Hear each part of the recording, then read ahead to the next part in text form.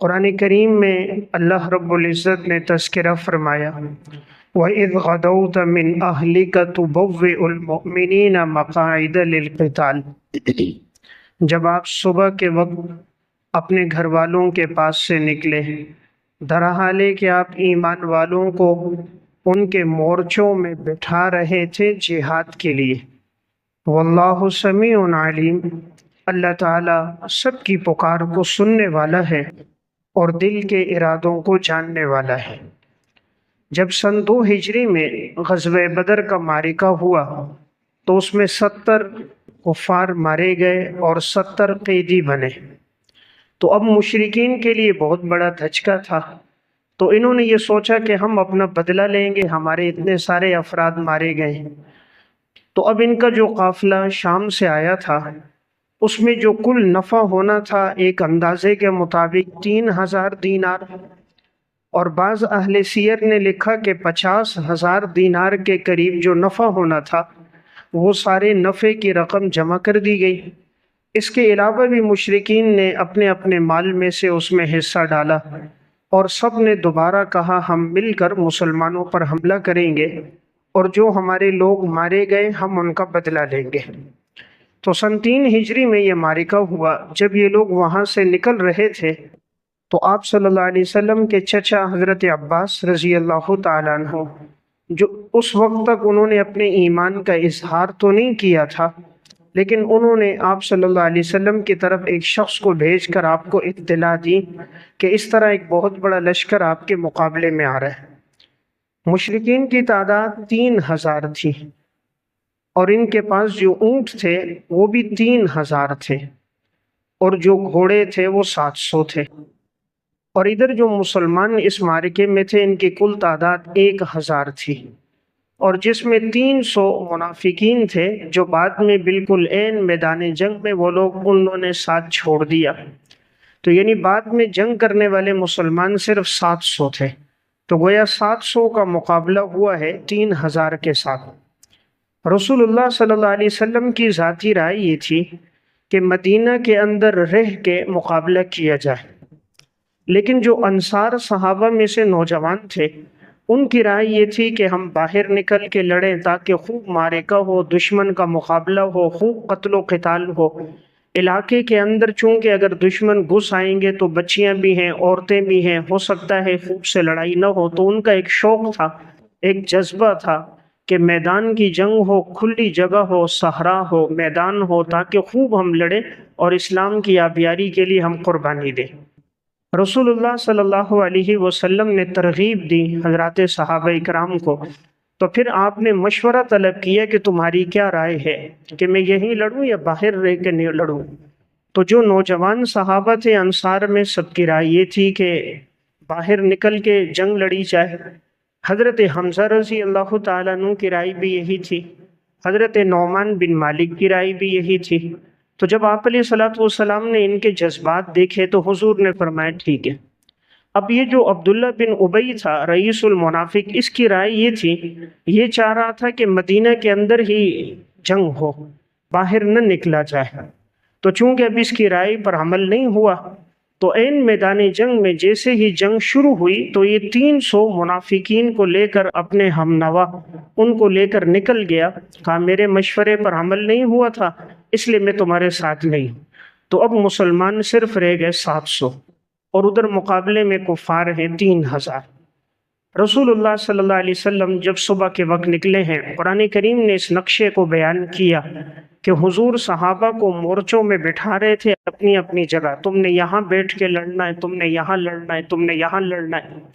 عبداللہ بن جبیر رضی اللہ تعالیٰ عنہ کو آپ نے فرمایا 50 صحابہ کو آپ نے پہاڑ کے اوپر مقرر کیا کہ تم احد کے پہاڑ پہ رہو گے، ہمیں شکست ہو یا فتح ہو، تم نے پہاڑ سے نیچے نہیں آنا، تم نے یہ جگہ نہیں چھوڑنی جب تک میں تمہیں اطلاع نہ دوں۔ اب یہ صحابہ وہیں پر تھے۔ مسلمان صحابہ میں رسول اللہ صلی اللہ علیہ وسلم کے دائیں طرف حضرت علی تھے، آپ علیہ الصلوۃ والسلام کے بائیں طرف حضرت زبیر تھے، آپ کے آگے آگے حضرت سعد بن معاذ تھے، اور آپ صلی اللہ علیہ وسلم کے پیچھے محمد بن مسلمہ تھے۔ اور انصار جتنے نوجوان تھے وہ سب جہاد کے لیے چونکہ تیار تھے۔ اب جیسے یہ جنگ شروع ہونے لگی تو اس وقت سب سے پہلے ان کی طرف سے عامر بن ابی راہب آیا تھا۔ یہ سمجھ رہا تھا میرے آنے سے لوگ سب میرے ساتھ ہو جائیں گے۔ یہ وہ شخص تھا جو اس سے پہلے عبادت کیا کرتا تھا، لوگوں میں راہب کے نام سے مشہور تھا، لیکن مدینہ میں جب آپ علیہ السلام آئے، لوگوں کا حضور کی طرف میلان بڑھا، تو یہ جو دو آدمی تھے، عبداللہ بن ابی بن سلول اور یہ عامر راہب، یہ چاہ رہے تھے کہ سرداری ہمیں ملے۔ حضور کی آمد سے پہلے کچھ نہ کچھ سرداری ان کے پاس تھی، تو ان کو اپنی سرداری جب ہاتھ سے جاتی نظر آئی اور دیکھا کہ لوگ سب حضور سے محبت کر رہے ہیں، تو عبداللہ بن ابی بدبخت بھی منافق تھا، دل سے ایمان نہ لایا، ادھر عامر جو تھا یہ بھی نہیں لایا، اور اسی نے جا کر مشرکین کو تیار کیا تھا کہ تم لوگ میدان میں آؤ، جس وقت میں جاؤں گا تو سب میری طرف آ جائیں گے، سب محمد کا ساتھ چھوڑ دیں گے۔ تو جیسے یہ میدان میں آیا اور اس نے کہا میں وہی ہوں جو راہب ہوں، عبادت گزار ہوں، اپنا چرچا کیا، اپنا ماضی کا تذکرہ کیا کہ لوگ مجھے دیکھ کر معاذ اللہ رسول اللہ صلی اللہ علیہ وسلم کو چھوڑ دیں گے، لیکن کسی نے بھی نہیں چھوڑا، تو سارے آپ صلی اللہ علیہ وسلم کے ساتھ رہے۔ مشرکین کی طرف سے طلحہ بن ابی طلحہ سب سے پہلے لڑنے کے لیے نکلا، تو حضرت علی رضی اللہ تعالیٰ عنہ اس کے مقابلے میں آئے۔ دوسری طرف سے پھر جب عثمان بن ابی طلحہ نکلا تو حضرت حمزہ رضی اللہ تعالیٰ عنہ کے مقابلے میں آئے۔ حضرت علی نے بھی ایک ہی وار سے ان کو قتل کر دیا، ادھر حضرت حمزہ نے 2 وار کیے اور دونوں ہاتھ اس کے کاٹ دیے، اور جو اس کے ہاتھ میں جھنڈا تھا وہ نیچے گر گیا، پھر اس کو قتل کر دیا۔ بدر کی لڑائی میں بھی حضرت علی اور حضرت حمزہ سب سے پہلے نکلے تھے۔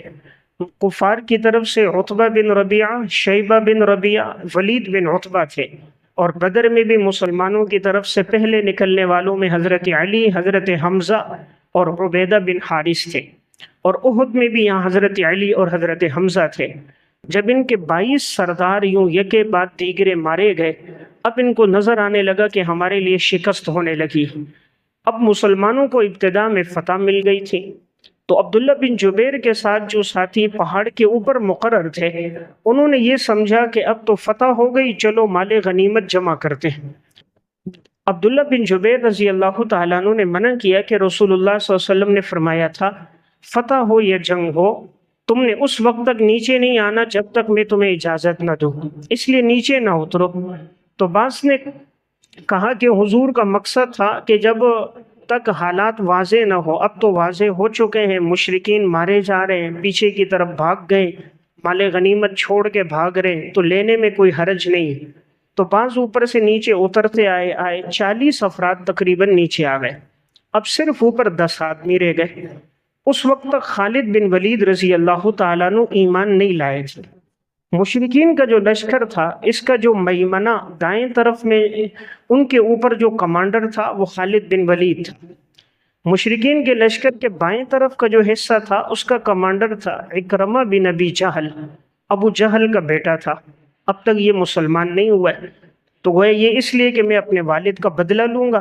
اس کا والد ابو جہل غزوہ بدر میں معاذ اور معوذ کے ہاتھوں اور بڑی دردناک موت کے ساتھ اور عبرتناک موت کے ساتھ مارا گیا تھا۔ تیسرا جو لشکر تھا پیدل لوگوں کا، مشرکین کا، اس کا امیر تھا صفوان بن امیہ، اس کا بھی باپ مارا گیا تھا امیہ بن خلف بدر میں، تو اس کو بھی بڑا غصہ تھا کہ میں اپنے باپ کا بدلہ لوں گا۔ تو اب حضرت خالد بن ولید جو اس وقت تک ایمان نہیں لائے تھے، تو انہوں نے جب دیکھا کہ پہاڑ کا اوپر کا حصہ بالکل خالی ہو گیا اور جو لڑنے والے تھے وہ سارے نیچے آ گئے، تو وہ پیچھے سے آ کر انہوں نے جیسے ہی پہاڑ پہ چڑھے اور وار کیا، ایک دم جب اتنا بڑا لشکر اوپر سے آ گیا تو مسلمانوں کی شہادتیں اب شروع ہو گئی۔ تو چونکہ کچھ جو صحابہ تھے وہ نیچے اترے ہوئے تھے، یہ اوپر سے انہوں نے تیر اندازی شروع کر دی، پھر تعداد بھی زیادہ تھی، 3000 افراد تھے، مسلمان پیچھے رہ بھی گئے، 700 تھے، مرکزی جگہوں پر یہ لوگ آ گئے، تو وقتی طور پر اس مارکے میں پھر شکست ہوئی۔ اللہ رب العزت نے ابتدا میں بھی فتح دی، بعد میں بھی پھر غزوہ حمراء الاسد میں اس کے بعد بھی فتح ہوئی ہے، لیکن وقتی طور پر یہ حالات پھر ایک دم ایسے ہو گئے، ایسی بھگدڑ مچ گئی کہ یہ افواہ پھیل گئی کہ آپ صلی اللہ علیہ وسلم کی شہادت ہو گئی۔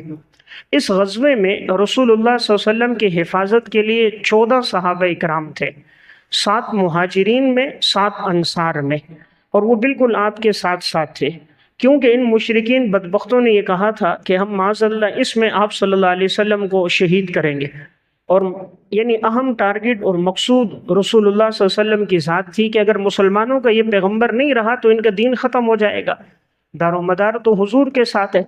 تو صحابہ نے اس غزوے میں حضور کا بہت دفاع کیا، خصوصاً انصار صحابہ نے، اور اس غزوے میں صحابہ کی جو شہادتیں ہوئی ہیں آپ صلی اللہ علیہ وسلم کے دفاع میں آگے عرض کروں گا کس طرح انہوں نے حضور کا دفاع کیا اور اپنی جانوں کا نذرانہ پیش کیا۔ جب یہ جنگ شروع ہونے لگی، رسول اللہ صلی اللہ علیہ وسلم کے ہاتھ میں تلوار تھی، آپ نے تلوار لی، فرمایا کون ہے جو اس تلوار کا حق ادا کرے گا؟ ایک صحابی تھے حضرت ابو دجانہ رضی اللہ تعالیٰ، فرمایا یا رسول اللہ اس تلوار کا حق کیا ہے؟ رسول اللہ صلی اللہ علیہ وسلم نے فرمایا اس سے اتنا کفار کو مارو، اتنا قتل کرو کہ یہ ٹیڑھی ہو جائے، یہ اس تلوار کا حق ہے۔ فرمایا یا رسول اللہ آپ مجھے دو، انشاءاللہ اس کا حق ادا کروں گا۔ حضرت ابو دجانہ نے تلوار لی، اور جب غزوہ احد شروع ہوا تھا اتنے کفار انہوں نے مارے تھے اس تلوار سے کہ واقعی تلوار کو ٹیڑھا کر دیا تھا۔ جب میدان جنگ میں جا رہے تھے تو سر پہ یوں پٹی باندھی ہوئی تھی اور سینہ بڑا یعنی سینہ تان کر اکڑ اکڑ کے چل رہے تھے، تو رسول اللہ صلی اللہ علیہ وسلم نے فرمایا تھا ویسے تو اللہ کو یہ چال پسند نہیں ہے تکبر کی، لیکن میدان جنگ میں دشمن پہ روب ڈالنے کے لیے، اسلام کی ہیبت کے لیے ایسے موقع پر یہ چال چلنا اللہ کو پسند ہے۔ تو حضرت ابو دجانہ نے اس غزوے میں حضور کا بڑا دفاع کیا کہ آپ صلی اللہ علیہ وسلم کے یہ سامنے تھے، جہاں سے کوئی مشرک آتا یہ اس کو قتل کرتے، یہاں تک کہ ان کے پاس جو نیزے تھے وہ ختم ہو گئے۔ اب انہوں نے اپنی پشت مشرکین کی طرف کر دی اور اپنا چہرہ رسول اللہ صلی اللہ علیہ وسلم کی طرف کر دیا، اور جہاں سے کوئی تیر آتا ابو دجانہ کی پیٹھ میں لگتا، جہاں سے کوئی تیر آتا ان کی پشت میں، بازوؤں میں اور ان کی رانوں میں لگتا، لیکن یہ آگے سے ہلتے نہیں تھے کہ کہیں رسول اللہ صلی اللہ علیہ وسلم کو کوئی تیر نہ لگ جائے۔ دشمن کی تو یہی کوشش تھی معاذ اللہ حضور کو شہید کیا جائے، تو اس غزوے میں ان کو بڑے زخم لگے ہیں حضرت ابو دجانہ کو۔ حضرت ابو دجانہ کی شہادت تو بعد میں ہوئی ہے، زخمی تو اس غزوے میں ہوئے، اور یہ ابو دجانہ وہی ہیں جس وقت مسیلمہ کذاب کے ساتھ جب آگے جنگ ہو رہی تھی حضرت صدیق اکبر رضی اللہ تعالیٰ عنہ کے دور میں، اس وقت بھی جب جتنے بھی مسیلمہ کے ماننے والے قلعے میں چلے گئے تھے، دروازہ بند کر دیا تھا، تو حضرت ابو دجانہ نے دیکھا دروازہ نہیں کھول رہے، تو انہوں نے کہا مجھے جھولے میں ڈالو، حرکت دو اور مجھے پھینکو قلعے کی دیوار پر، میں انشاءاللہ اوپر پہنچوں گا، اوپر سے نیچے چھلانگ لگاؤں گا، دروازہ کھولوں گا، تم مسلمان اندر آ جانا۔ اور ایک بہت بڑا اس وقت ایک جھولا سا بنایا گیا، اور اس کو ایک طرف سے بھی کئی لوگوں نے پکڑا، دوسری طرف سے بھی پکڑا، ہلایا اور یوں جو پھینکا۔ قلعے کی دیواریں تو بہت بڑی بڑی تھی، اب اس وقت وہ لوگ اوپر سے تیر مارتے تھے، نیچے مسلمان نیچے تھے، وہ قلعے میں تھے، تو جیسے ابو دجانہ اوپر تک پہنچے دیوار پر، اوپر سے نیچے چھلانگ لگائی، ٹانگ ٹوٹ گئی تھی، ٹوٹی ہوئی ٹانگ کے ساتھ دونوں ہاتھوں میں تلوار لے کر قلعے میں سارے مسلمہ کے ماننے والے موجود تھے، سب ایک آدمی پر آ گئے، یہ اکیلے سب کے ساتھ لڑتے رہے، ٹوٹی ہوئی ٹانگ کے ساتھ آگے بڑھتے رہے، بڑھتے بڑھتے قلعے کا دروازہ کھول دیا۔ کھولنا تھا کہ مسلمان اندر داخل ہوئے اور اللہ نے مسلمانوں کو فتح دی۔ یعنی یہ صحابی شجاعت اور بہادری کی تاریخ میں ان کی مثال نہیں ملتی۔ تو میں عرض کر رہا ہوں اس بدر میں اس صحابی نے بھی بڑی قربانیاں دی۔ ایک صحابی تھے حضرت ابو طلحہ انصاری رضی اللہ تعالیٰ، یہی غزوہ احد کا موقع ہے۔ اس غزوے میں حضرت ابو طلحہ نے بھی آپ علیہ السلام کا بڑا دفاع کیا۔ مسند ابو داؤد طیالسی میں بھی روایت ہے، سبل الہدا میں، ان کو 70 سے زائد زخم لگے تھے آپ صلی اللہ علیہ وسلم کی حفاظت میں۔ رسول اللہ صلی اللہ علیہ وسلم دیکھتے اگر کوئی گزر رہا ہے، فرماتے کہ تیر ہیں تو ابو طلحہ کو دے دو۔ ابو طلحہ تیر لیتے اور دشمنوں کو تیر مارتے تھے۔ اس دن کئی تلواریں بھی ان کے ہاتھ سے ٹوٹی ہیں، اتنے زخمی تھے کہ ان کی انگلیوں کے پورے بھی زخمی ہو گئے، پورا جسم بھی زخمی ہو گیا، 70 سے زائد زخم ان کو لگے تھے۔ جسم کا کوئی حصہ ان کا ایسا نہیں تھا جس پر حضرت ابو طلحہ انصاری کو زخم نہ لگا ہو، لیکن رسول اللہ صلی اللہ علیہ وسلم کا یہ دفاع کرتے رہے، یہاں تک کہ آپ صلی اللہ علیہ وسلم کے اس غزوے میں دفاع میں ایک صحابی تھے زیاد بن سکن، انصار میں سے تھے۔ انصار صحابہ کی قربانیاں تھیں کہ حضور کو کوئی تکلیف نہ پہنچے، زیاد بن سکن آپ علیہ السلام کے کبھی دائیں بائیں رہتے، یہاں تک کہ جب ان کو ایک تیر لگا، دوسرا لگا، جب شہادت کا وقت قریب آنے لگا تو یہ نیچے گر گئے۔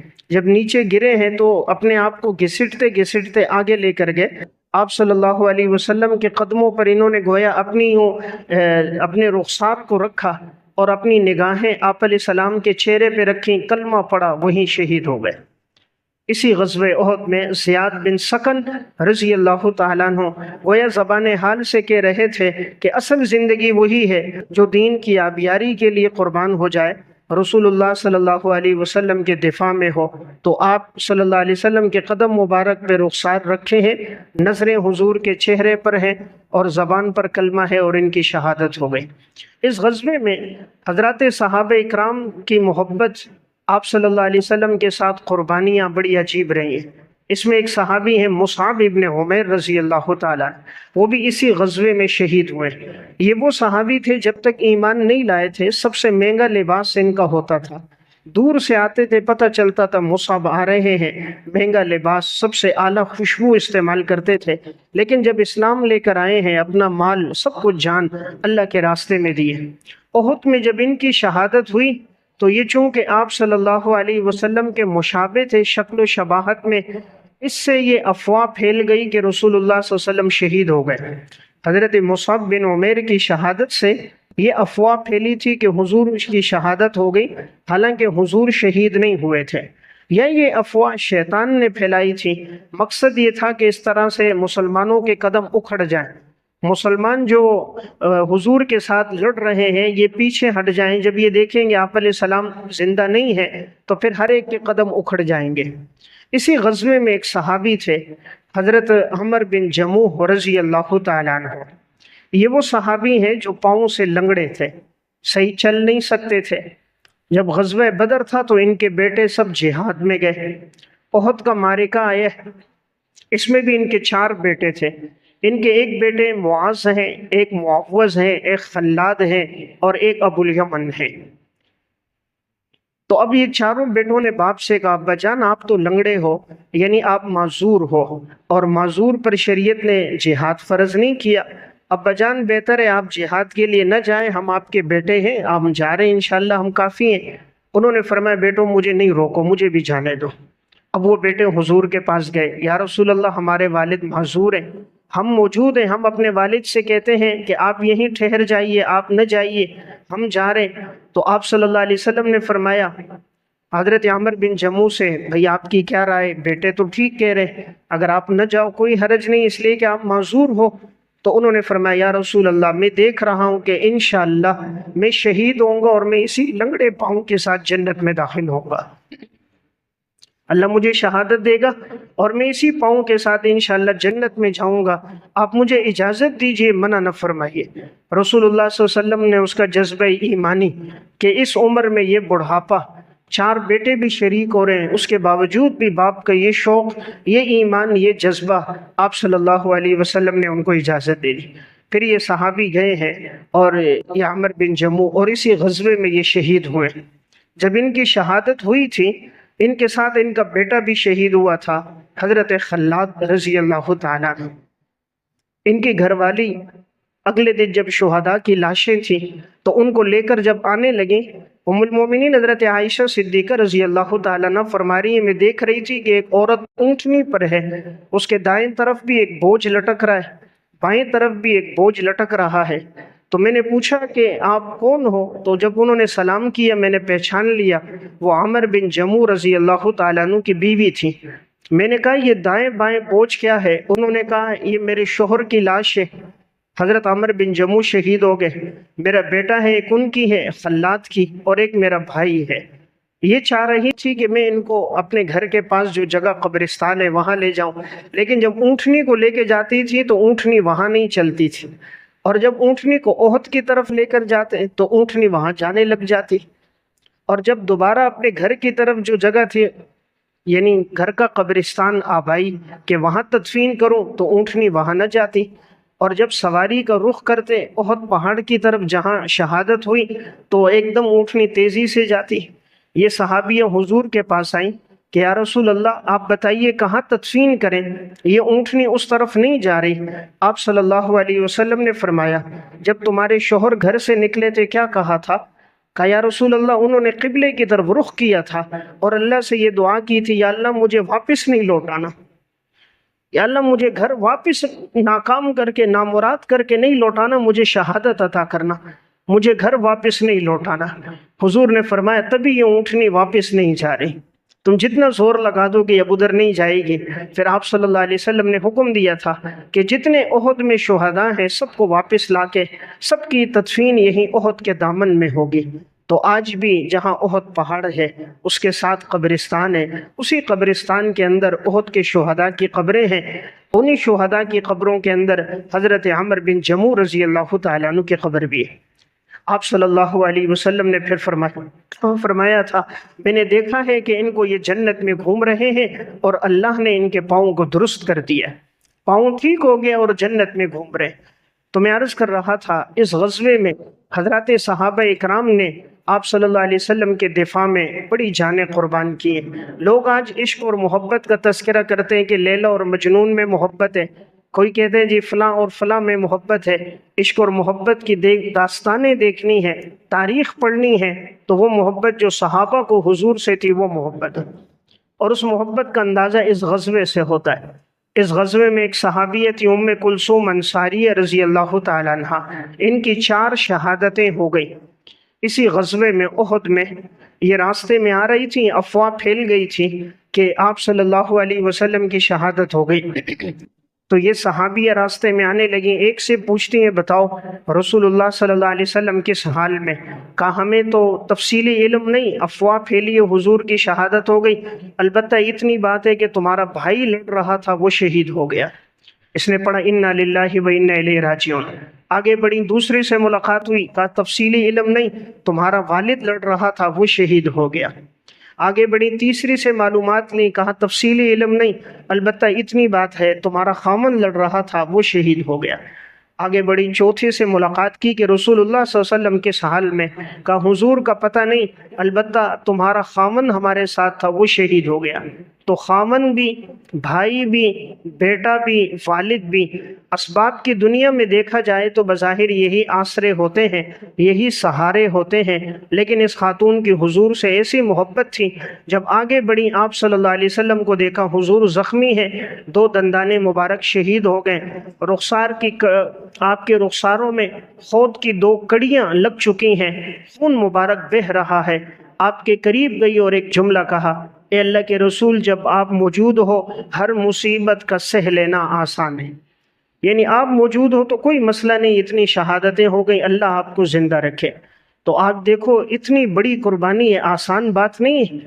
ایک دن میں 4 جنازوں کا اٹھ جانا، اسباب کی دنیا میں ایک عورت کے لیے سہارا یا بیٹا ہوتا ہے، یہ سہارا بھائی ہوتا ہے، یہ سہارا شوہر ہوتا ہے، یہ سہارا والد ہوتا ہے، اور ایک دن میں 4 سہارے اٹھ جائیں اور ایمان میں حرف نہ آئے، جذبات میں تبدیلی نہ آئے، زبان پہ ناشکری کا کلمہ نہ آئے، رسول اللہ صلی اللہ علیہ وسلم کو دیکھ کر ایمان کا اظہار کریں، یہ ایمان ہے۔ آج تو ذرا سی تکلیف آ جاتی ہے، ہماری زبان پہ ناشکری کے کلمات ہوتے ہیں کہ بھئی ساری مصیبتیں تو میرے اوپر آتی ہیں، سارے حوادث تو میرے اوپر آتے ہیں۔ تو میں عرض کر رہا تھا یہ غزوہ احد کا معرکہ حضرات صحابہ کی رسول اللہ صلی اللہ علیہ وسلم سے محبت کا بہت ایک عظیم معرکہ ہے۔ تو اس خاتون کی 4 شہادتیں ہوئی، یہی غزوہ ہے۔ حضرت جابر بن عبداللہ رضی اللہ تعالیٰ عنہ کے والد ہیں عبداللہ بن عمر بن حرام رضی اللہ تعالیٰ عنہ، انہوں نے اپنے بیٹے حضرت جابر کو بلایا۔ اگلے دن غزوہ احد جب شروع ہونے والا ہے، اپنے بیٹے کو بلا کر کہا بیٹا مجھے کائنات میں رسول اللہ صلی اللہ علیہ وسلم کے بعد سب سے زیادہ محبت بیٹا آپ سے، لیکن مجھے یوں لگتا ہے کہ شاید کل میری شہادت ہو جائے، اگر میں شہید ہو گیا تو 2 باتوں کی میں تمہیں وصیت کرتا ہوں۔ ایک یہ کہ میرے اوپر قرضہ ہے، اس قرضے کی ادائیگی کرنا، کوشش کر کے میرا قرضہ ادا کر دینا، اور نمبر 2 تمہاری بہنیں ہیں، میری بیٹیاں ہیں، ان کا خیال رکھنا، اپنی بہنوں کا خیال رکھنا، والدہ کا پہلے انتقال ہو چکا تھا، اور اگر میری شہادت ہو گئی تو اپنی بہنوں کا خیال رکھنا۔ اگلے دن پھر یہ جو صحابی ہیں حضرت عبداللہ بن عمر بن حرام رضی اللہ تعالیٰ عنہ، یہ بھی احد میں شہید ہوئے۔ تو جیسے بیٹے سے کہا تھا اگلے دن ان کی شہادت ہوئی۔ جب شہادت ہوئی تو ان بدبختوں نے مسلح کر دیا تھا، جسم کے اعضاء کاٹ دیے تھے۔ صحابہ اکرام کے جو صحابہ 70 شہید ہوئے، اکثر کے ساتھ انہوں نے یہ کیا کہ مسلح کیا، ان کے اعضاء کاٹ دیے، کسی کا ہاتھ کاٹ دیا، کسی کے کان کاٹ دیے، کسی کے ناک تلوار سے کاٹ دی۔ اب اس صحابی پر چادر ڈلی ہوئی تھی تو ان کے بیٹے جابر آئے، چادر ہٹانے لگے تو اتنے میں ان کی پھوپھی بھی آ گئی، عبداللہ کی بہن۔ تو صحابہ نے منع کیا، مت ہٹاؤ، عورت ذات ہے، وہ دیکھیں گی، ان کی بیٹیاں دیکھیں گی، برداشت نہیں کر سکیں گی کہ اس طرح اعضاء کو کاٹ دیا گیا۔ تو صحابہ نے بھی منع کیا، چادر کو اوپر سے مت ہٹاؤ۔ تو آپ صلی اللہ علیہ وسلم نے بھی جو شہید تھے صحابی، ان کی بہن سے کہا چادر کو مت ہٹاؤ، تسلی رکھو، صبر کرو، میں دیکھ رہا ہوں کہ فرشتے اس پر سایہ کیے ہوئے، فرشتوں کا سایہ ہے، تم اس طرح رونا نہیں، کوئی ایسی حرکت، کوئی ایسا فعل نہیں کرنا کہ اللہ تعالیٰ کی مدد کم ہو جائے، فرشتوں کا سایہ نہ ہٹ جائے۔ پھر حضرت جابر نے بھی اپنے والد کے وعدے کو پورا کیا، جتنا قرضہ تھا، اب کہتے ہیں جو قرضہ دیکھا میں نے بہت زیادہ تھا اور باغ ایک تھا۔ تو جب میرے والد کی شہادت ہوئی، سارے قرض خواہ آ گئے قرضہ مانگنے کے لیے، میں سوچنے لگا کیسے قرضہ ادا ہوگا، تو یہ رسول اللہ صلی اللہ علیہ وسلم کے پاس آئے کہ یا رسول اللہ قرضہ بہت ہے، باغ ایک ہے، تو اگر آپ میرے ساتھ آ جائیں۔ یہ جتنے لوگ قرضہ مانگنے کے لیے آئے ہیں ان میں غیر مسلم بھی تھے، یہودیوں کا بھی تھا، مقصد تھا آپ کو دیکھ کر یہ تھوڑی سی رعایت کر لیں گے، مہلت بڑھا دیں گے، آہستہ آہستہ ان کی ادائیگی ہو جائے گی۔ آپ صلی اللہ علیہ وسلم نے فرمایا جابر پریشان نہ ہو، جب جتنی کھجوریں آئیں ان کو درختوں سے اتار دینا، اور ہر قسم کی کھجور الگ الگ رکھنا، یعنی جیسے عجوہ قسم کی کھجوریں یہ الگ رکھنا، دوسری کھجوریں الگ، تیسری قسم کی الگ، تمام اقسام کی کھجوریں الگ الگ رکھنا، اور تم تقسیم نہیں کرنا، قرض خواہوں کو بلا لینا، میں آ کر خود تقسیم کروں گا۔ جتنے قرض خواہ تھے جب سب آ گئے، آپ صلی اللہ علیہ وسلم آئے، اور جتنی کھجوریں تھیں مختلف قسموں کی رکھی ہوئی تھیں، آپ صلی اللہ علیہ وسلم نے سب کے ارد گرد چکر لگایا، پڑھتے رہے اور آپ پھونکتے رہے۔ پھر آپ نے فرمایا قرض خواہوں کو بلاؤ، کس کا کتنا قرضہ ہے اور کون سی قسم کی کھجوریں ہیں، میں ان کو اس میں سے دوں گا۔ سارے قرض خواہ آتے گئے، میں دیتا گیا، آتے گئے، آپ صلی اللہ علیہ وسلم اپنے ہاتھوں سے دیتے گئے، یہاں تک کہ سارا قرضہ ادا ہو گیا۔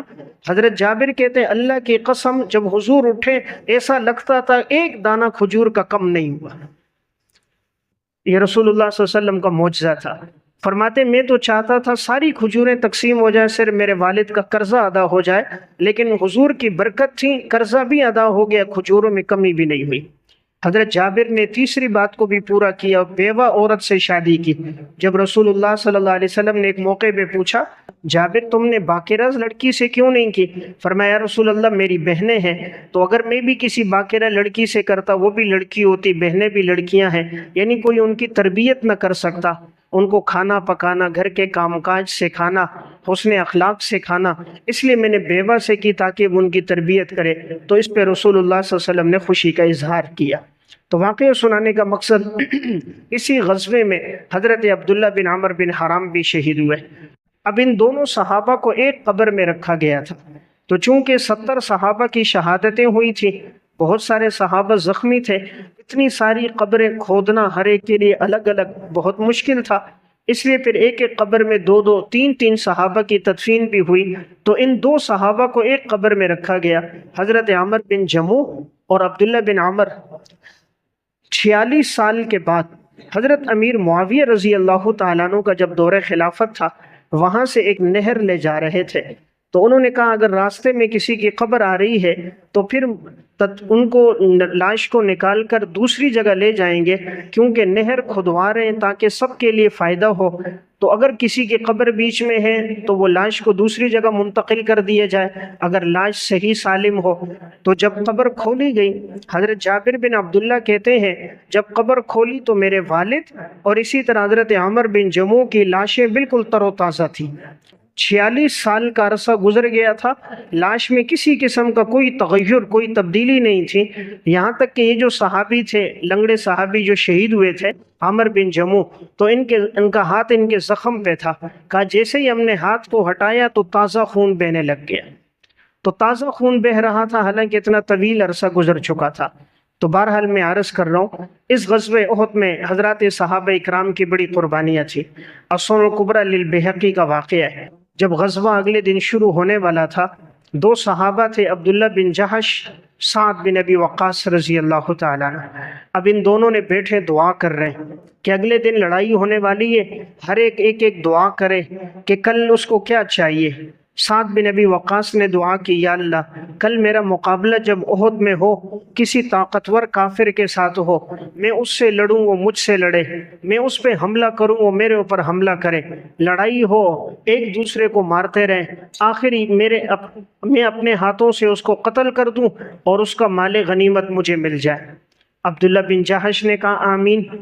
اب عبداللہ بن جہش نے اپنی دعا شروع کی، یا اللہ کل دشمن سے لڑائی ہو، میں اس سے لڑوں وہ مجھ سے لڑے، مقابلہ ہو یہاں تک کہ میری شہادت ہو جائے اور میری ناک کاٹ دی جائے، میرے کان کاٹ دیے جائے، میرے اعضاء کاٹ دیے جائیں، کل قیامت کے دن تو کہے عبداللہ تو کیا لے کر آیا، میں کہوں یا اللہ ایک جسم تھا جو میں نے تیرے راستے میں قربان کر دیا۔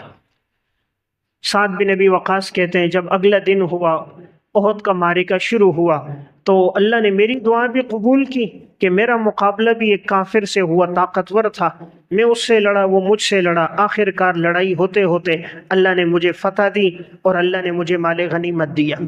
بعد میں کہتے میں سوچنے لگا میرا بھائی عبداللہ بن جہش، ذرا دیکھتا ہوں وہ کہاں ہے۔ جب ان کو تلاش کیا تو وہ شہیدوں میں تھے اور ان کے ناک اور ان کے اعضاء کٹے ہوئے تھے اور کسی نے ان کو ایک دھاگے میں پرویا ہوا تھا۔ تو کہنے لگے میرے بھائی کی دعا بھی قبول ہو گئی، جو انہوں نے دعا کی تھی کہ ان کے اعضاء کاٹ دیے جائیں، اس حال میں یہ اللہ کے سامنے آئے کہ ان کے اعضاء کسی دھاگے میں پروئے ہوئے ہوں۔ تو بہرحال میں عرض کر رہا تھا، اس غزوے میں حضرات صحابہ اکرام نے رسول اللہ صلی اللہ علیہ وسلم کے دفاع میں اور اسلام کی آبیاری کے لیے بڑی قربانیاں دی ہیں۔ اسی میں ایک صحابی ہے سعد بن ربیع رضی اللہ تعالیٰ عنہ، یہ انصار کے سرداروں میں سے ہیں۔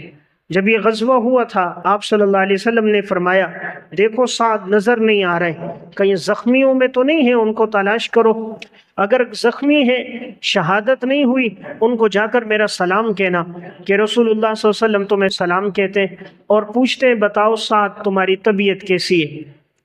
حضرت زید فرماتے ہیں میں تلاش کر رہا تھا، اور ایک روایت میں ابی بن کعب کہتے میں ڈھونڈتا رہا، اچانک زخمیوں میں مجھے سعد بن ربیع رضی اللہ تعالیٰ عنہ نظر آ گئے۔ میں ان کے قریب گیا اور میں نے کہا رسول اللہ صلی اللہ علیہ وسلم تمہیں سلام کہتے ہیں۔ انہوں نے آگے سے کہا وعلیکم السلام ورحمۃ اللہ۔ کہا حضور پوچھتے تمہاری حالت کیسی ہے؟ فرمایا الحمدللہ اچھی حالت میں ہوں اور جنت کی خوشبو کو پا رہا ہوں، اور امید ہے کہ ان قریب اللہ مجھے جنت میں داخل کر دے گا۔ البتہ تم جا کر میری قوم کے لوگوں کو بتا دینا، انصار کو، کہ اگر تم میں سے کسی ایک کی آنکھ بھی چھپکتی ہو یعنی زندہ ہو اور رسول اللہ صلی اللہ علیہ وسلم کو کوئی تکلیف پہنچ گئی، اللہ کے ہاں تمہارا کوئی عذر قبول نہیں ہوگا، اللہ کے ہاں کوئی عذر قبول نہیں ہوگا۔ اگر تم میں سے کوئی ایک بھی زندہ ہو اور اس کی آنکھ پلکتی چھپکتی ہو یعنی بند ہوتی ہو کھلتی ہو، ایک آدمی زندہ ہو اور حضور شہید ہو گئے، تو اللہ کے ہاں تمہارا کوئی عذر قبول نہیں ہوگا۔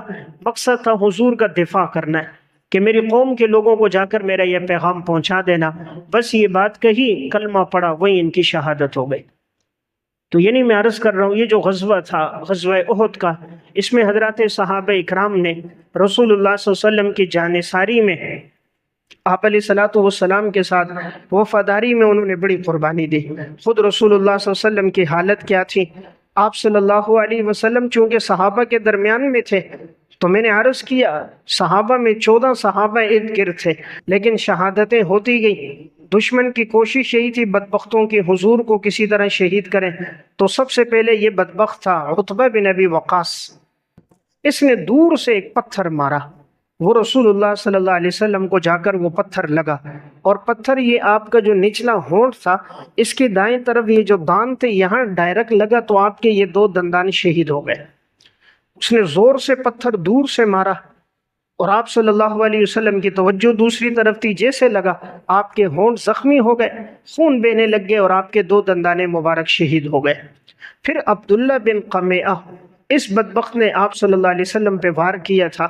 یہ وہ تھا، اس کے پورے جسم پہ لوہے کا لباس تھا، سر سے لے کر پاؤں تک اس نے پوری ایک زرہ لوہے کی پہنی ہوئی تھی کہ کوئی چیز اس پر اثر نہ کرے، اس لیے اگر اس پر کوئی تلوار کو مارتا تو اس کو اثر نہ ہوتی، پورا لوہے کا لباس تھا، کوئی نیزہ مارتا اس بدبخت کو اثر نہ ہوتا۔ تو یہ خبیث کہتا تھا آج میں محمد کو قتل کروں گا، آج وہ بچے گا نہیں میرے ہاتھ سے۔ تو جیسے آیا صحابہ نے اس کے ساتھ لڑے مارا، لیکن اس بدبخت نے پیچھے سے اچانک آپ صلی اللہ علیہ وسلم پر جو زور سے وار کیا۔ رسول اللہ صلی اللہ علیہ وسلم نے ٹوپی پہنی ہوئی تھی، اور یہ ٹوپی ہوتی ہے ایک جنگی، تو اس میں اندر لوہے کی کڑیاں تھیں۔ اس نے جو زور سے وہ وار کیے تو وہ لوہے کی کڑیاں آپ کے رخساروں میں گھس گئیں، آپ صلی اللہ علیہ وسلم کے رخسار میں اندر تک چلی گئیں۔ وہ دونوں لوہے کی تھی، تو جب اندر تک گھسی ہیں تو خون بہنے لگ گیا۔ اب یہ بدبخت پیچھے کی طرف بھاگا ہے، آپ صلی اللہ علیہ وسلم نے بد دعا کی تھی اللہ تیرے ٹکڑے کر دے گا، وہی ہوا۔ پھر ایک موقع پر یہ اس طرح مارا گیا عبداللہ بن قمیعہ کہ ایک دفعہ ایک پہاڑ پہ چڑھا، وہاں سے نیچے آ رہا تھا، ایک پہاڑی بکرا اس کے پیچھے لگا اور اس کے بڑے بڑے سنگ تھے، وہ آیا اس کو ٹکر ماری، نیچے گرایا، پھر ٹکر مار کے سنگوں کے ساتھ کھروں کے ساتھ اس کے جسم کے ٹکڑے ٹکڑے کر دی۔ تو جو رسول اللہ صلی اللہ علیہ وسلم نے فرمایا تھا اللہ نے اس کے ساتھ بدبخت کے ساتھ وہی کیا۔ لیکن یہاں چونکہ آپ صلی اللہ علیہ وسلم اب بہت زخمی ہو گئے، ادھر سے پتھر بھی لگا اور ادھر خود کی 2 کڑیاں بھی آپ کے رخساروں میں چلی گئیں، اور آپ علیہ الصلوۃ والسلام کا خون مبارک بہہ رہا تھا، تو اس زخمی حالت میں آپ نیچے گر گئے۔ تو یوں خبر پھیل گئی کہ رسول اللہ صلی اللہ علیہ وسلم کی شہادت ہو گئی، حالانکہ آپ صلی اللہ علیہ وسلم اس وقت تک شہید نہیں ہوئے تھے۔ حضرت ابو طلحہ آپ کے ساتھ تھے بالکل، اور میں نے عرض کیا ان کے جسم پہ کوئی حصہ ایسا نہیں جہاں ان کو زخم نہ لگاؤ۔ جب بعد میں آپ صلی اللہ علیہ وسلم کے پاس حضرت ابو عبیدہ بن جراح، حضرت ابو بکر صدیق آئے، کہ جب یہ بات لگی، معلوم ہوئی کہ خود کی کڑیاں آپ کے رخساروں میں گئی ہیں، مسند ابو داؤد طیالسی میں ہے، اب وہ کڑیاں اتنے اندر تک گھس گئی تھیں لوہے کی، اگر اس کو کھینچ کے نکالتے تو زخم گہرا ہو جاتا۔ ابو عبیدہ بن جراح نے قسم دی حضرت صدیق اکبر کو کہ یہ خدمت آپ میرے سپرد کرو گے، اور میں ہاتھ سے نہیں نکالوں گا، دانت سے کھینچ کے نکالوں گا تاکہ رسول اللہ صلی اللہ علیہ وسلم کو تکلیف نہ ہو، زخم گہرا نہ ہو۔ ابو عبیدہ بن جراح نے اپنے دانتوں میں یہ کڑی پکڑی اور اس کو یوں کھینچ کر جو نکالا تو ان کا سامنے کا دانت ٹوٹ کر نیچے گر گیا۔ اب حضرت صدیق اکبر رضی اللہ تعالیٰ عنہ نے فرمایا ابو عبیدہ اب چھوڑو، دوسری کڑی میں نکالوں گا، تمہارا دانت گر گیا۔ پھر انہوں نے قسم دی اس کو کہ یہ ایک سعادت ہے، تم میری سعادت میرے لیے چھوڑ دو، اگر دنیا کی کوئی بات ہوتی میں تمہارے لیے چھوڑتا، یہ تم میرے لیے چھوڑو۔ جب اصرار کیا تو حضرت صدیق اکبر کہتے میں نے نہیں چھوڑا۔ پھر یہ گئے آپ صلی اللہ علیہ وسلم کے دوسرے رخسار پہ جو خود کی کڑی تھی اس پہ اپنا دانت رکھا، زور سے کھینچ کر جو باہر نکالی تو دوسرا دانت بھی ٹوٹ گیا۔ دونوں دانت ٹوٹ گئے، لیکن اللہ رب العزت نے اس کے باوجود یہ جب مسکراتے تھے، صحابہ میں سب سے زیادہ خوبصورت جو نظر آتے تھے ابو عبیدہ بن جراح تھے، یعنی رسول اللہ صلی اللہ علیہ وسلم کی حفاظت میں دونوں دانت شہید ہوئے، آپ علیہ السلام کے ساتھ محبت میں ہوئے۔ رب العالمین بھی تو بڑی لاج رکھتا ہے، جو جتنی قربانی دیتا ہے اللہ اتنی عزت دیتا ہے۔ تو باوجود یہ کہ دونوں دانت نہیں تھے، لیکن جب صحابہ میں مسکراتے تھے ابو عبیدہ سب سے زیادہ حسین تھے۔ اب رسول اللہ صلی اللہ علیہ وسلم کے یہ زخم، کڑیاں تو نکال دی گئیں، پھر آپ کے یہ زخم سے خون بہہ رہا تھا، بند نہیں ہو رہا تھا۔ صحیح بخاری کی روایت ہے، حضرت فاطمہ رضی اللہ تعالیٰ عنہ کو پتہ چلا، وہ دوڑتی ہوئی آئیں۔ اس وقت تک پردے کے احکامات بھی ابھی احد میں نہیں آئے تھے۔ حضرت علی رضی اللہ تعالیٰ عنہ بھی تھے، ڈھال میں پانی لے کر آئے اور آ کر آپ صلی اللہ علیہ وسلم کے ان زخموں کو دھویا۔ خون بند نہیں ہو رہا تھا تو چٹائی کو جلایا، اور پھر جو چٹائی کی راکھ تھی وہ راکھ لے کے زخم پہ رکھی تو تھوڑی دیر کے بعد خون بند ہوا۔ تو رسول اللہ صلی اللہ علیہ وسلم اس موقع پہ فرمانے لگے کہ یہ قوم کیسے فلاح پائے گی جنہوں نے اپنے پیغمبر کو زخمی کر دیا، اپنے پیغمبر کو خون آلود کر دیا، یہ لوگ کیسے فلاح پائیں گے۔ تو بہرحال میں عرض کر رہا تھا، اس غزوے میں حضرات صحابہ اکرام کی جانثاری، وفاداری، صحابہ کی قربانیاں بڑی عجیب تھیں۔ جب آپ علیہ السلام کی شہادت کی افواہ پھیلنے لگی، حضرت انس بن مالک کے چچا ہیں انس بن نضر رضی اللہ تعالیٰ عنہ کہ جب یہ خبر ہوئی کہ حضور شہید ہو گئے تو انہوں نے سب کو تسلی دی کہ انشاءاللہ حضور شہید نہیں ہوں گے، لیکن بالفرض اگر شہید ہو بھی گئے تو دیکھیں اللہ رب العزت کی ذات باقی ہے، دین باقی ہے، ہم نے دین سے پیچھے نہیں ہٹنا، دین کے لیے قربانی دینی ہے۔ پھر انہوں نے حضرت انس بن نضر نے ایک بات کہی تھی کہ اگر اللہ نے مجھے دوبارہ موقع دیا، یا غزوہ بدر میں شریک نہیں ہو سکے تھے، انہوں نے کہا اگر اللہ نے دوبارہ موقع دیا انشاءاللہ اللہ بھی دیکھے گا، ایمان والے بھی دیکھیں گے کہ میں اسلام کے لیے کس طرح قربانی دوں گا۔ پھر جب یہ آگے بڑھے ہیں تو راستے میں ان کو سعد بن معاذ رضی اللہ تعالیٰ عنہ ملے، فرمایا انس بن نضر سے کہاں جا رہے ہو؟ فرمایا اللہ کی قسم جنت کی خوشبو کو احد کے دامن میں پاتا ہوں، انی اجد ریح الجنت دون احد، احد کے دامن میں جنت کی خوشبو پا رہا ہوں۔ پھر یہ آگے گئے ہیں انس بن نضر اور لڑے، 80 سے زائد زخم تلوار کے نیزے کے ان کو لگے اور یہ شہید ہوئے، اور ان کی بہن نے ان کو پہچانا تھا انگلیوں کے پوروں سے، جسم کا کوئی حصہ، چہرہ ہے، پیٹھ ہے، پشت ہے، سینہ ہے، کوئی حصہ ایسا نہیں تھا جو زخمی نہ ہوا ہو۔ تو بہن نے آخر ان کو پہچانا تو انگلیوں کے پورے دیکھ کر پہچانا کہ یہ میرا بھائی ہے۔ حضرت انس فرماتے تھے یہی وہ لوگ ہیں کہ جن کے بارے میں اللہ نے قرآن کریم کی یہ آیت نازل کی تھی کہ انہوں نے کہا تھا نا کہ اگر اللہ ہمیں موقع دے گا انشاءاللہ تو اللہ بھی دیکھے گا، ایمان والے بھی، ہم کس طرح قربانی دیں گے۔ رجال صدقوا ما عاهدوا الله عليه فمنهم من قضى نحبه ومنهم من ينتظر وما بدلوا تبدیلا۔ کچھ لوگ ایسے ہیں جنہوں نے سچ کر دکھایا اس وعدے کو جو انہوں نے اللہ سے وعدہ کیا تھا، انہوں نے اپنی نظروں کو پورا کر دیا۔ کچھ ایسے ہیں جو اب بھی منتظر ہیں اور نہیں ہے وہ اس کو تبدیل کرنے والے۔ تو بہرحال اس صحابی کی شہادت بھی اسی غزوے میں ہے۔ تو میں عرض کر رہا تھا اس غزوے میں حضرات صحابہ کرام میں بڑوں نے، چھوٹوں نے، مردوں نے، عورتوں نے، جس سے جو ہو سکا ہے انہوں نے رسول اللہ صلی اللہ علیہ وسلم کا اور دین اسلام کا دفاع کیا۔ 17 صحابہ اکرام کہ جو بدر میں اس لیے کہ ان کی عمر کم تھی، 14 سال تھی، انہیں روک دیا گیا تھا، لیکن احد میں عمر ان کی 15 سال ہو گئی، انہوں نے بھی شرکت کی۔ اب صحابہ میں دو صحابہ تھے وہ ذرا عمر میں کم تھے، ایک رافع بن خدیج رضی اللہ تعالیٰ عنہ، ان کی عمر کم تھی 15 سال سے۔ اب 15 سال سے جو کم تھا آپ صلی اللہ علیہ وسلم نے فرمایا انہیں نہ لے کے جاؤ، چھوٹے ہیں، بڑوں کو لے کے جاؤ۔